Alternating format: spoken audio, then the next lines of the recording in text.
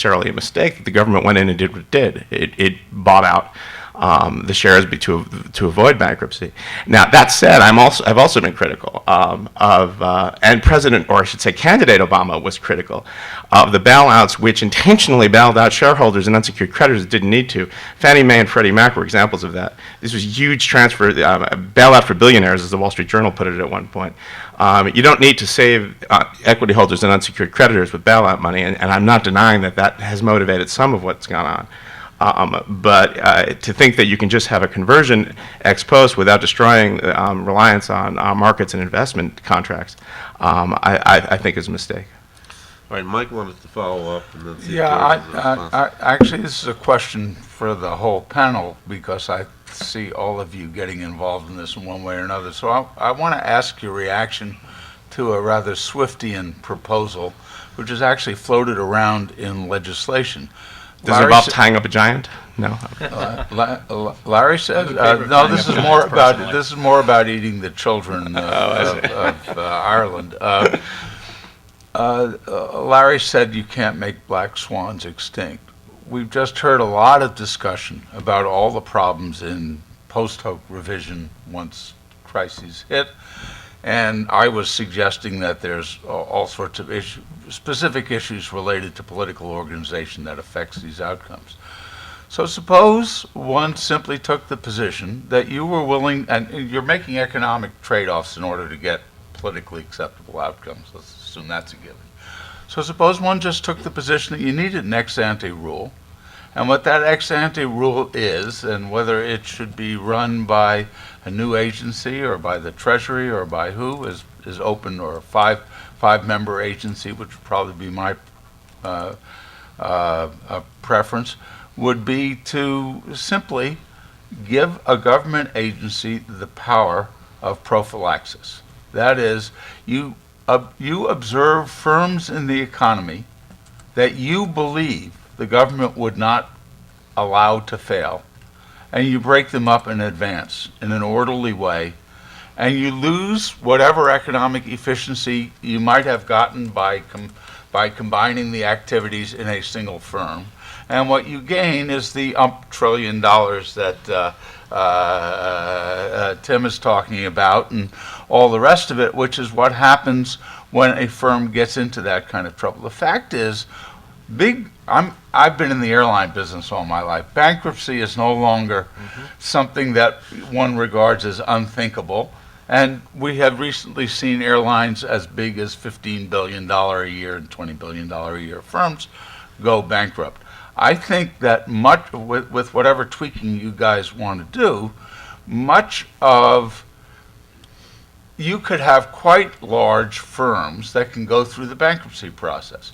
But if you identify, and you may want to tweak the rules, but if you identify in advance firms you think the government, by the government, you can say the Congress, you can say the executive branch, is likely to feel compelled to rescue, my view is why not do this in advance in a semi-orderly way, not liquidate them, but simply separate them into components you'd be willing to let fail.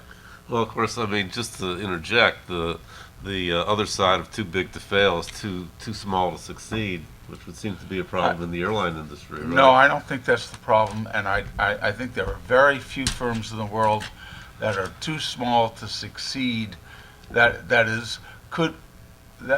would be too small to succeed without being too big to fail. Anybody else want to follow up, Garett? You can attack now. Sure. And it wasn't intended as an attack. I'm in great sympathy with the overall proposal. Sorry, I used I'm a huge fan of convertibles, of these requiring big systemically important firms to issue convertible securities that convert from bonds into shares on the occurrence of some event. I discussed that at some length in the paper. I'm also a big fan of living wills. Once I saw that the administration was pushing for a rule with requiring systemically important firms to issue living wills, I started sleeping a little bit easier at night, thinking maybe our institutions will improve in the future. Because planning for this and baking this into people's expectations is crucial. And I think issuing subordinated debt is an important part of this too. So getting big systemically important firms to issue that is important as well. But at the same time, Barry's claim is ultimately that bailouts are better than speed bankruptcy. In the real world, he's not saying it's first best, he's not saying it's second best, but it's nth best, and speed bankruptcy is n plus something best. And my claim is quite the opposite, that speed bankruptcy is better than bailouts. Both of them involve some violation of investor expectations. Both of them involve changes in our institutions. But I think speed bankruptcy reinforces the view that debt holders need to monitor their firm. They need to keep an eye on their firms. And I think bailouts strongly weaken the view that debt holders need to monitor their firm. I think making sure that everybody who's involved with a firm is monitoring it on at least a casual basis is an important part of keeping our economic institutions alive. And a one-off event, if we treat September 08 as a one-off event, I think that the one-off event of telling creditors, hey, you can lose money, is better than the one-off event of saying, hey, creditors, if you invest in a really complex firm, it'll work out. We'll take care of you. I don't disagree, by the way. I mean, I was speaking provocatively. There's a trade-off that is what you're calling a speed bankruptcy. It may or may not be better than a bailout. I don't deny that it might be, especially because it takes out the expectation that you're going to necessarily get bailed out. It solves the moral hazard problem to a large extent.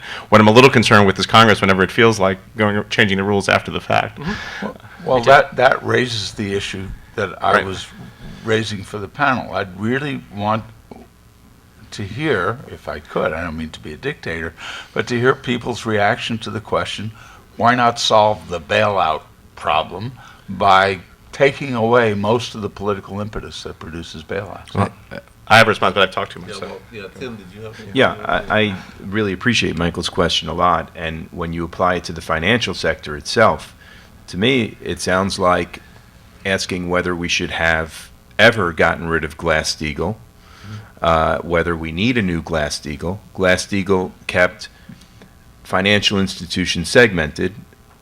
They kept commercial banks out of investment banking. They segmented insurance. And when you get rid of Glass-Steagall, you get a greater consolidation, growth in size, bigger and bigger, and a too-big-to-fail problem. In addition to Glass-Steagall, I'd like to see some discussion about returning to the old days of some type of command and control regulation of financial institutions.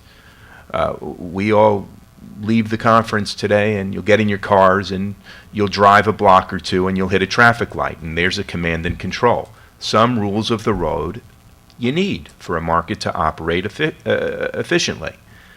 The Federal Reserve itself used to have the power to impose margin requirements. Well, it still does on some types of borrowing, but it used to use that power. So if you push interest rates down to near zero, as the Fed did after September 11th, there is that might help spur investment and economic activity. It could also fuel asset bubbles, as we've seen, and bring a black swan on.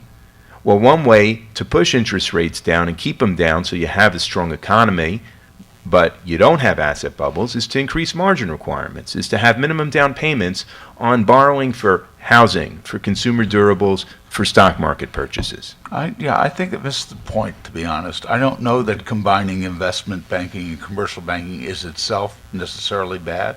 I don't know that we need more command and control regulation. I want to know simply why I can't address the problem by taking away the conditions that produce the kind of government intervention that we regard as particularly costly.